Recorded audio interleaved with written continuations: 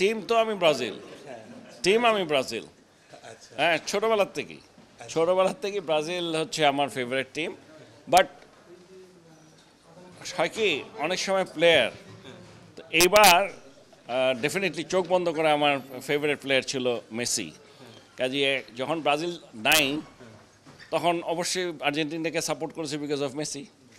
সেই মেসি বাংলাদেশে আসা একটা সম্ভাবনা তৈরি হয়েছে। মানে এইগুলো তো হচ্ছে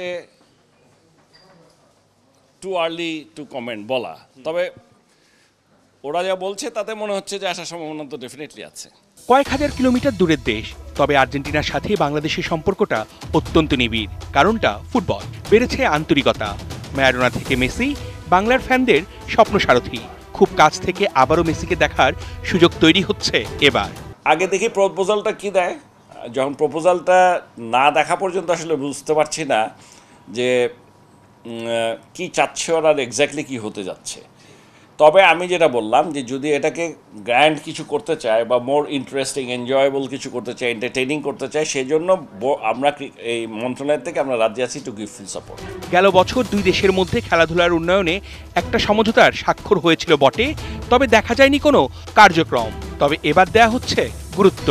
যুব ও ক্রীড়ামন্ত্রী পাপনের সাথে দীর্ঘ সময় ধরেই আর্জেন্টিনার রাষ্ট্রদূতের বৈঠক। কিভাবে চলে আর্জেন্টিনার ফুটবল, কিভাবে বিশ্বকাপ জয়ী দেশটা সহযোগিতা করতে পারে বাংলাদেশকে, এইসব নিয়ে হয়েছে আলোচনা। পাশাপাশি পাপনের বিসিবি তৈরি আর্জেন্টিনার ক্রিকেটের চিত্র বদলে দিতে। Well, of course we have to talk about football, but also about cricket because Bangladesh is so good in cricket, and in Argentina we are developing this. ফুটবলের ছাড়াও তাদের ইন্টারেস্ট আছে, আরও দুটো ইন্টারেস্টের কথা তারা বলেছে এবং যাওয়ার সময় আরেকটার কথা বলে গেছে।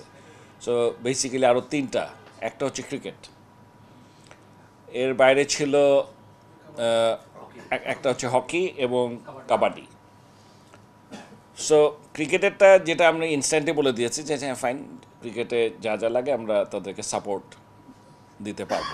ফুটবল বিশ্বকাপ আসলেই বোঝা যায় ব্রাজিল আর্জেন্টিনার প্রতি কতটা টান বাংলার মানুষের। গেল বছরই বাংলাদেশে এসেছিলেন এমি মার্টিনেজ এবং কিংবদন্তি ফুটবলার রোনালদিনহো।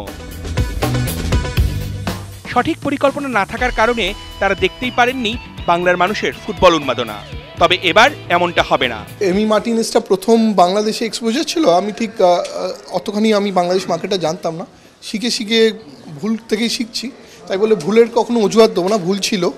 কিন্তু আশা করি এবার ডিমারিয়া ইভেন্টটা যদি ঠিকঠাক থাকে, ডিমারিয়া চলে যাওয়ার পরে আরেকজন বড় লেজেন্ড আসবে, তারপরে আরেকজন বড় লেজেন্ড আসবে, আমি নাম বলবো না, আর মনে হয় না সেরকম ভুল ত্রুটি থাকবে, অন্তত যা হয়েছে সেটা রিপিট হবে না। মেসি ডিমারিয়াদের বাংলাদেশে আসাটা যেন হয় অর্থবহ, ওদের দেখে যেন ফুটবলার হবার স্বপ্ন বুনে নেয় আগামী প্রজন্ম। শুধুই আর্জেন্টিনা বা ব্রাজিলকে অন্ধ সমর্থন নয়, ওদের সহযোগিতায় যেন কিছুটা আগায় বাংলার ফুটবল। অর্ণব বাপি, ৭১।